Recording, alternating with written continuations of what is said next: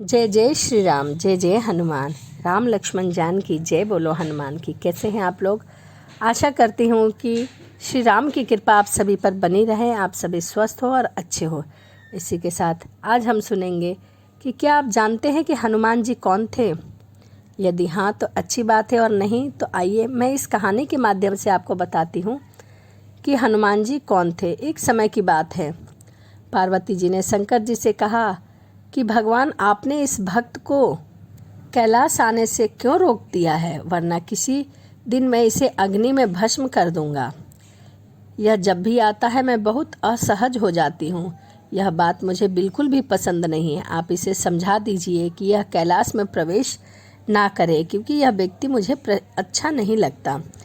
शिव जी जानते थे कि पार्वती सिर्फ उनके वरदान की मर्यादा रखने के लिए रावण को कुछ नहीं कहती है।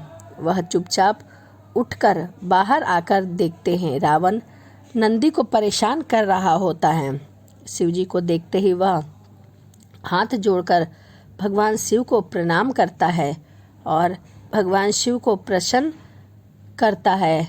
भगवान शिव कहते हैं, आओ दशानन, कैसे आना हुआ? मैं तो बस आपके दर्शन के लिए आया था महादेव। आखिर महादेव ने उसे समझाना शुरू किया, देखो रावण, तुम्हारा यहाँ आना पार्वती को बिल्कुल भी पसंद नहीं है, इसीलिए तुम यहाँ मत आया करो। महादेव, या आप क्या कह रहे हैं? आप ही ने तो मुझे किसी भी समय आपके दर्शन के लिए कैलाश पर्वत पर आना पड़ता है, ऐसा आप ही ने वरदान दिया है, और अब आप ही अपने वरदान को वापस ले रहे हैं।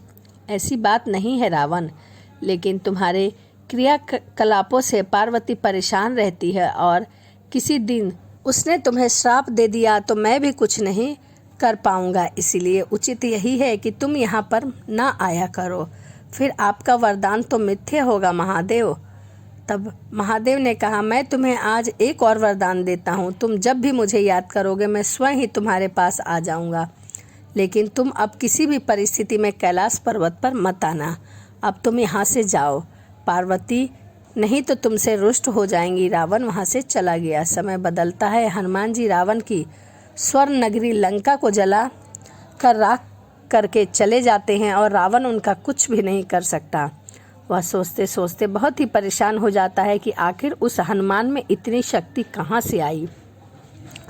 परेशान होकर वह महल में स्थित शिव मंदिर में जाकर शिव जी से प्रार्थना करना शुरू कर देता है, और वह भगवान भोलेनाथ को प्रसन्न करने के लिए उनके महामंत्र का उपयोग करता है। रावण अभिभूत होकर उनके चरणों में गिर पड़ता है। कहो दशानन, कैसे हो? शिवजी पूछते हैं। तभी रावण कहता है, आप तो अंतर्यामी हैं महादेव, सब कुछ जानते हैं। प्रभु, एक अकेले वानर ने मेरी सोने की लंका जला दी, मेरे दर्प को भी जलाकर राख कर दिया। मैं जानना चाहता हूँ कि यह वानर जिसका नाम हनुमान है, आखिर यह कौन है, कहाँ से आया है? और प्रभु, उसकी पूंछ तो कुछ ज़्यादा ही शक्तिशाली है। किस तरह सहजता से वह मेरी लंका को जला दिया? मुझे बताइए कि हे प्रभु, यह हनुमान कौन है? शिवजी मुस्कुराते हुए रावण की बात सुनते रहे और फिर बताते हैं कि रावण, यह हनुमान और कोई नहीं है, यह मेरा रुद्र अवतार है, और मैं ही रुद्र अवतार में हनुमान हूँ। विष्णु ने जब यह निश्चय किया कि वह पृथ्वी पर अवतार लेंगे और माता लक्ष्मी भी साथ ही अवतरित होंगी, तो मेरी भी इच्छा हुई कि मैं उनकी लीलाओं का साक्षी बनूं, उनकी लीलाओं का भागीदार बनूं। और जब मैंने अपना यह निश्चय पार्वती को बताया तो वह हट कर बैठी कि मैं भी आपके साथ चलूँगी, लेकिन वह समझ नहीं आया कि उसे इस लीला में किस तरह भागीदारी बनाया जाए।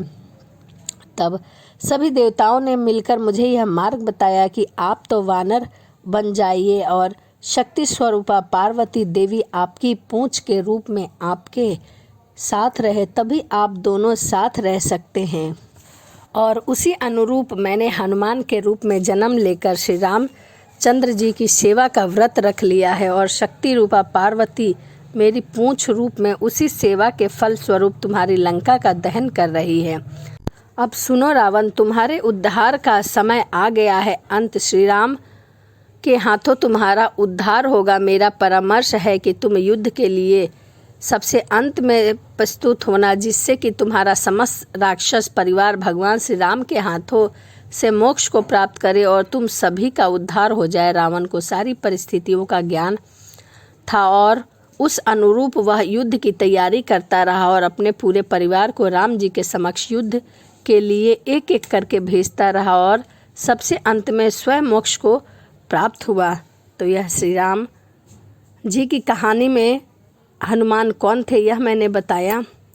आपको वीडियो के माध्यम से पता लग गया होगा कि श्री हनुमान कौन थे और उन्होंने रामायण में क्या भूमिका निभाई और माता पार्वती किस भूमिका में वहाँ स्थित थी। तो चलिए इसी के साथ वीडियो को समाप्त करते हैं और मिलते हैं अगली वीडियो में। वीडियो आपको कैसी लगी कमेंट ज़रूर करिएगा। तो चलिए मिलते हैं अगली वीडियो में। जय जय सिया राम, जय जय हनुमान।